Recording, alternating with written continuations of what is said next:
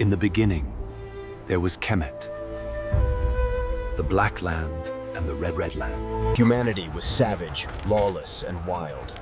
They knew nothing of civilization, living and dying like beasts. Until he came. Osiris, the wise, the gentle, the first and greatest king of Egypt. He taught them how to grow wheat and barley. He gave them laws and music and showed them how to honor the gods. And at his side was his sister wife, the brilliant Isis, mistress of all magic. Under their rule, Egypt became a paradise. The land was in perfect balance. But all golden ages have their shadows. And this shadow had a name: Set. Set was their brother, the god of the red desert, of chaos and of storms. And he loathed his perfect brother Osiris. While Osiris created life, Set embodied the sterile, violent desert. He was the chaos to his brother's order. He watched as all the other gods adored Osiris. He watched as all of Egypt prospered under his rule. And a dark, jealous rage began to fester in his heart. Why him? Why not me? Your loyalty honors me. Together we shall ensure the Black Land prospers in peace. The jealousy finally consumed him. If he could not be his brother, he would destroy him. A dark and cunning plot was hatched.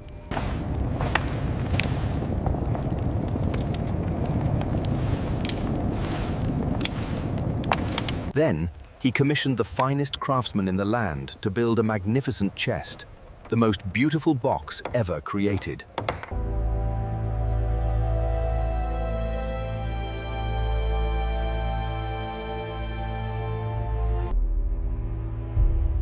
But its beauty held a dark secret.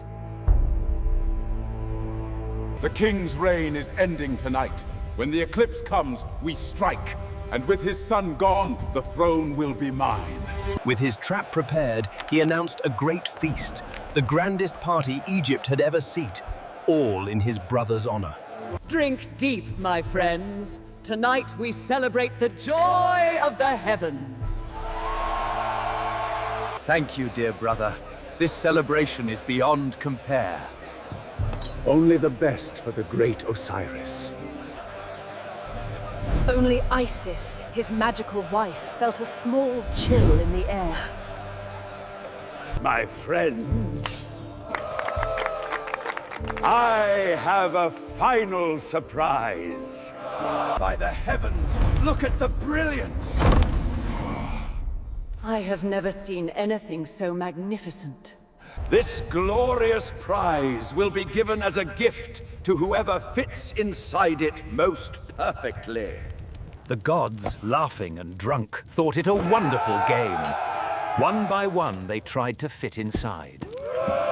One was too tall, another too wide, another too short. They all laughed as each one failed. Brother, surely you must try. A chest so magnificent is made for a king like you. A splendid idea. I shall try this magnificent creation. And he lay down inside. It was a perfect fit. He smiled up at his brother, the trap now sprung.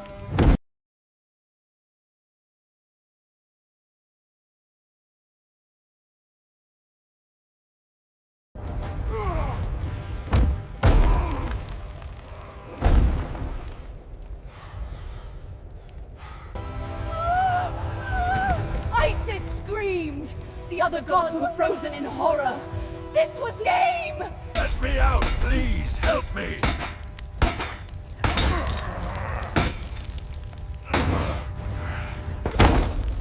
Inside, Osiris was trapped.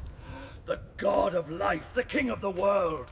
To make his tomb permanent, Set ordered them to pour molten lead into every crack, sealing the chest completely, cutting off all air. The desperate sounds from within the chest grew faint, and then stopped. Now, lift the chest and carry it away.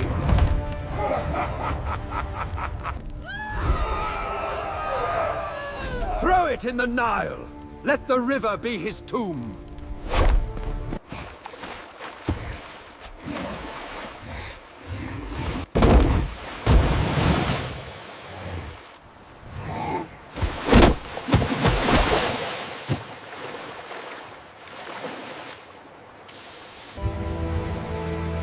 The river carried its sad burden out of Egypt, into the great green sea.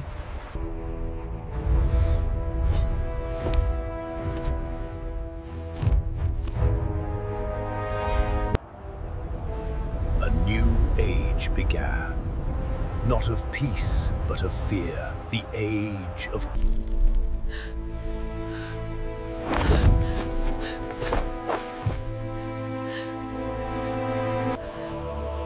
But one person was not defeated. Isis, the widow, her heart... Her grief did not paralyze her. It forged itself into a diamond-hard resolve.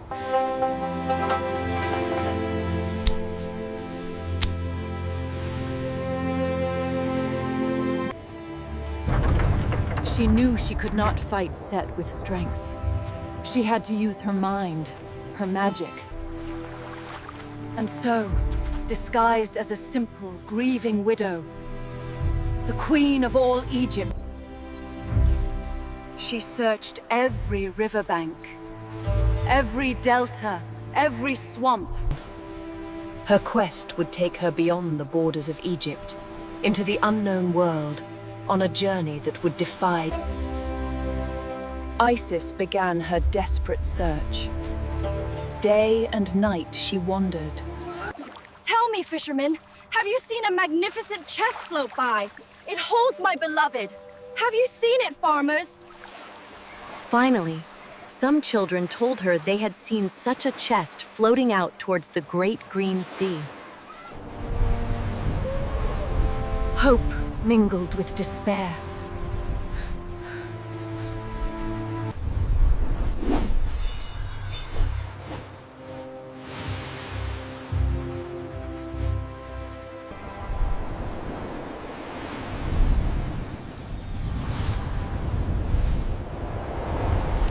The scene shifts to the distant Phoenician city of Byblos. The magnificent chest containing Osiris has washed ashore here. And where it landed, a miracle occurred. A beautiful tamarisk tree sprouted instantly.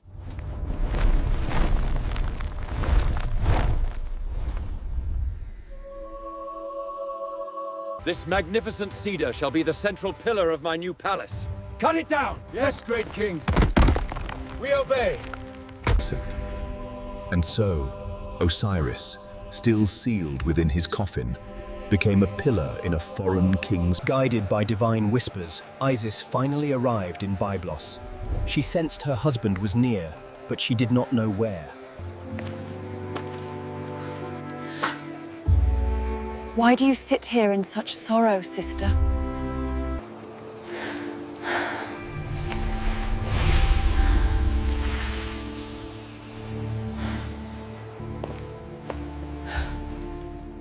Bring this magical stranger to me at once. I beg you, Majesty, grant me leave to work in your service. I ask for nothing more. The queen, impressed by her regal sorrow and magical aura, offers her a position, nursemaid to the young, sickly prince. Isis accepted. She cared for the child, but her heart knew her husband was near.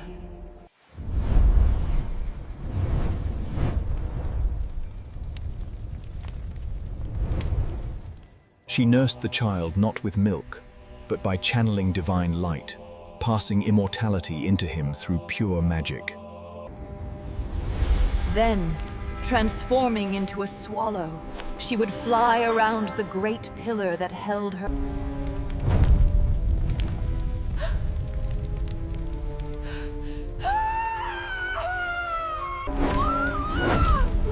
Isis snatched the child back. The queen's fear that he would not be immortal. Foolish woman! I would have made your son immortal. But now, give me what is hidden within that pillar. For it holds the body of my husband, the King Osiris. Dismantle it now! Carefully, but quickly! Get it open!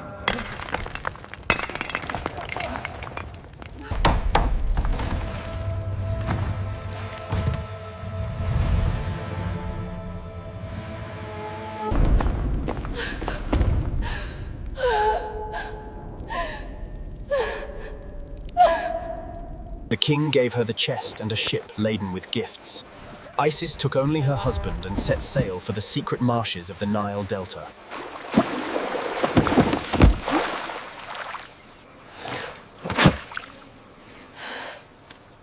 There, in secret, using her powerful magic, Isis broke the seals of lead and iron. She opened the lid. And there lay her beloved husband, perfectly preserved.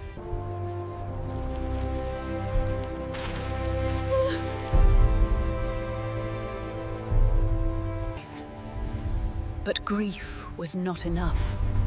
She knew that Osiris held the seed of life within him. Using the most potent of her magic, Isis transformed herself into a kite, a sacred bird of prey. Rise, Great One. Awaken and live. By my...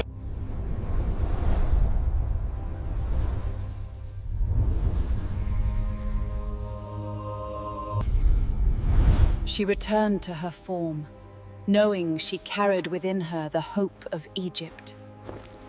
She resealed the chest and hid it once more, deep in the papyrus thicket, promising to return.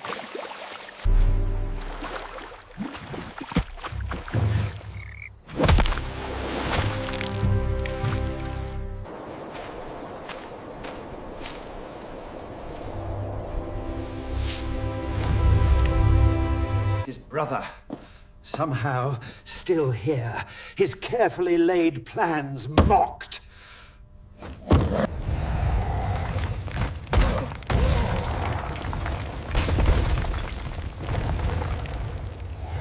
And there lay Osiris, whole and perfect, mocking him even in death. This time with a howl of pure hatred. It fell upon his brother's corpse.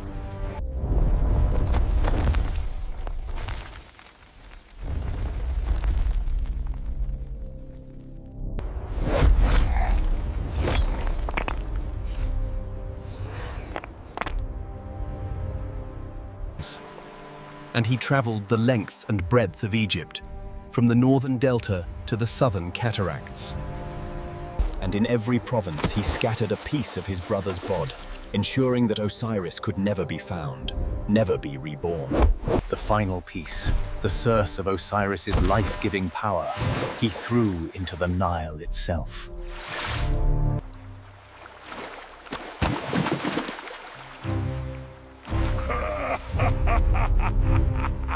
But Isis, hidden deep in the swamps, unaware of this second desecration, brought forth her child. A son, conceived by magic from the seed of the dead king. He was Horus. She looked upon her son, her heart filled with both love and a burning purpose. This child... She knew she must raise him in secret, keep him hidden from the watchful eyes of Set, until... Life in the swamp was perilous. Snakes. I taught you the ways of magic, the stories of the gods, and above all, the truth of your father's murder and your own destiny. But eventually, the terrible news reached her. What Set had done in his second rage.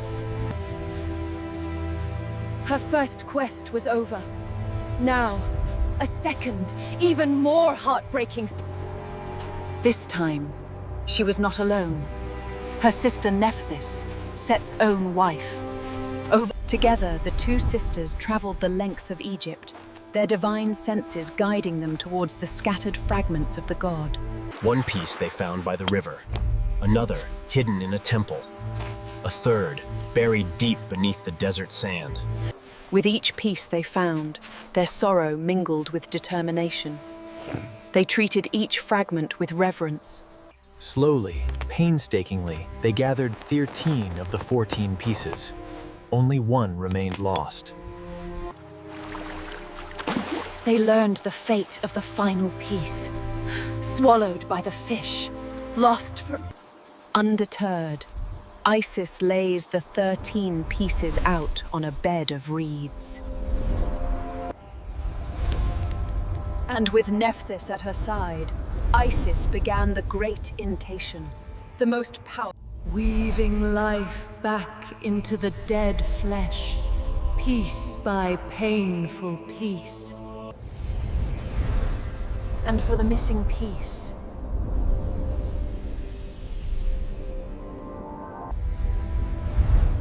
at last, the body lay complete before her, but he was still dead. Isis called upon Anubis, the god of embalming, to aid her in the final step. Anubis performed the first embalming, wrapping the body of the god in clean linen strips, preserving him for eternity.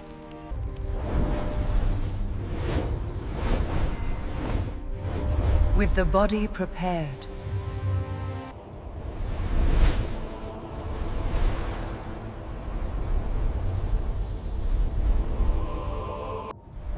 and slowly, miraculously, Osiris, his eyes. the reunion was bittersweet. Osiris was alive, but he was changed. His resurrection was not for this world. Having passed through death, his rightful place was now in the Duat, the Underworld. He descended into the afterlife, not as a victim, but as its king. He would become the Lord of the dead. He would judge the souls of all who came after him, offering them passage into the eternal paradise, the field of reeds. Isis remained in the world of the living. Her husband was safe, but her task was far from over. She returned to her son, Horus. The boy was growing strong, fierce, and filled with the divine power of his parents.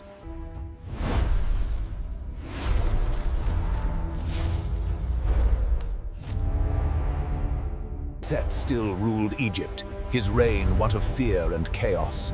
But even he could feel the winds of change beginning to blow. Isis watched her son, her heart filled with a mother's love and a queen's fury.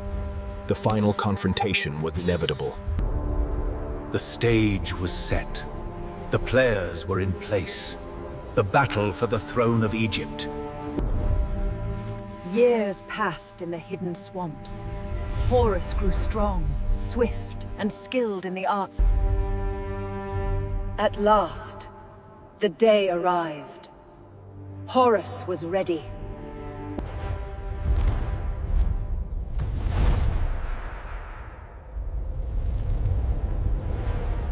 I am Horus, son of Osiris. I claim the throne of my father, stolen by my treacherous uncle, Set. This boy rule Egypt? He is too young, too weak. I am the strongest god. The throne is mine by right of might. The gods were divided.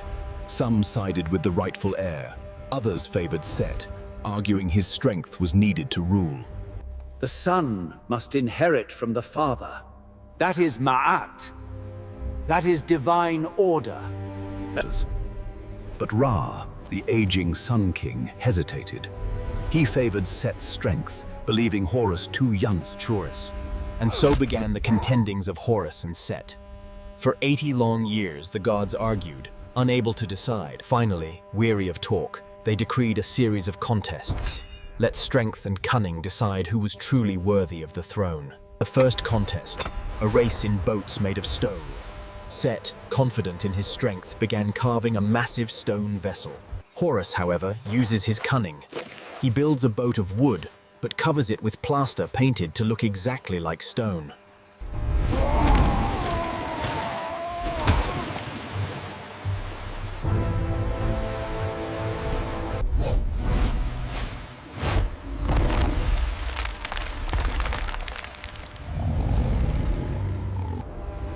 Horus raised his harpoon, ready to strike his uncle down.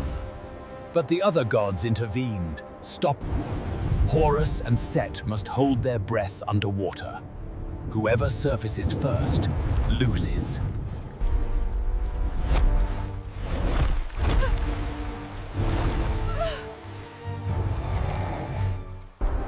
I am your brother! Please, have mercy, sister.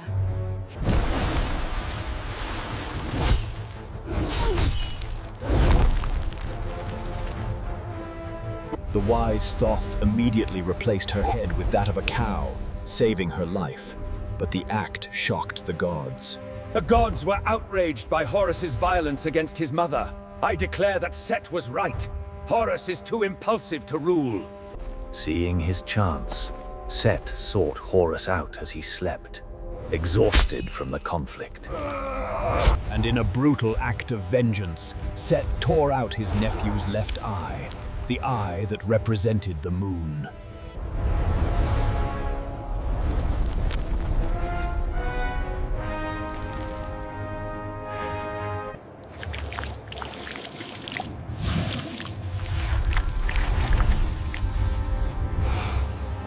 His eye was made whole again, becoming the powerful Wadjet eye, a symbol of healing, protection, and restoration.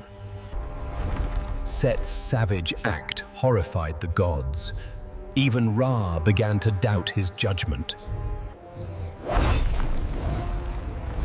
Your reign ends here, little king. The desert claims. He invited Horus to feast with him, pretending reconciliation. But his intentions were dark and perverse. Your body submits to me, Horus, just as your kingdom will. But Horus, ever cunning, only feigned sleep. Look, Mother, this is what Set did. He has made a grave mistake. We strike back now. First, she cut off Horus's defiled hand and cast it into the water, cleansing him of his uncle's taint. Then she collected her son's seed, and with cunning magic, she went to Set's favorite garden. She spread Horus's seed upon the lettuce leaves, Set's preferred food, knowing the lustful god would soon devour them. And so he did. Set ate the lettuce, unknowingly taking his nephew's seed into his own body. Horus is unfit to rule, for I have dominated him. My seed is within him. The gods were appalled. Thoth called forth Set's seed to answer from Horus's body, but there was only silence. Then Thoth called forth Horus's seed, and it answered.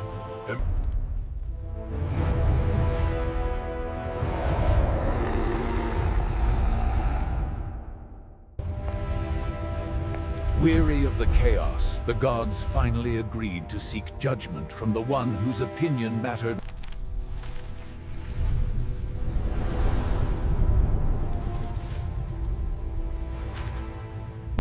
The message is received. My judgment is final. Let it be done. How can you give the throne to the murderer? The throne belongs to my son, Horus. If justice is not done, he will unleash the terrifying demons of the Underworld upon the gods themselves. This finally swayed Ra. The judgment was unanimous. Horus. A great coronation was held. The double crown, symbolizing the union of the two lands, was placed upon Horus's head.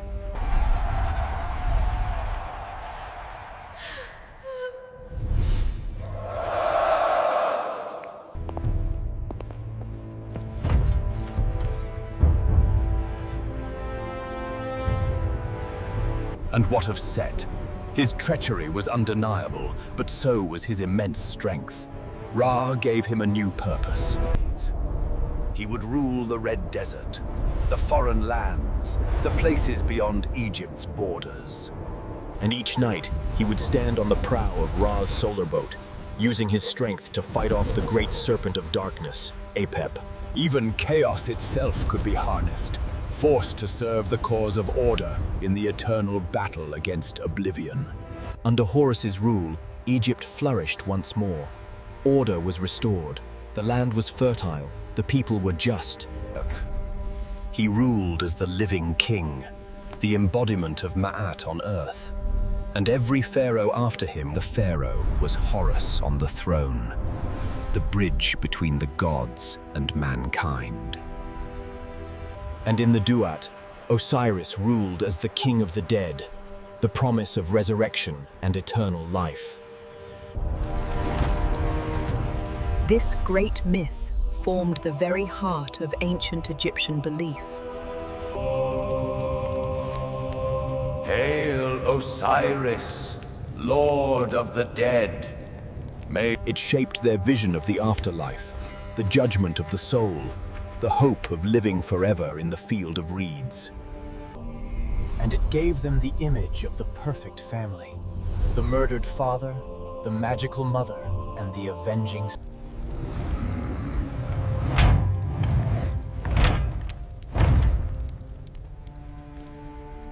Oh, Osiris, my love.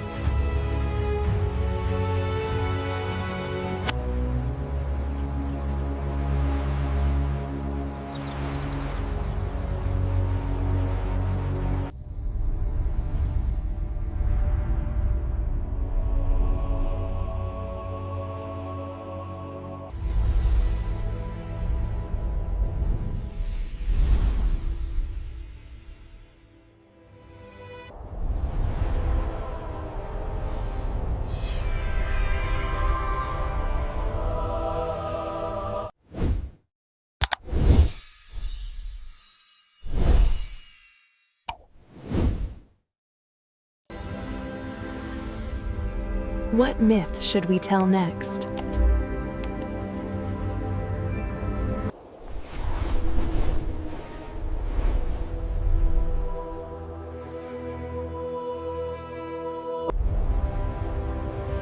The heavens decree it. Let the double crown seal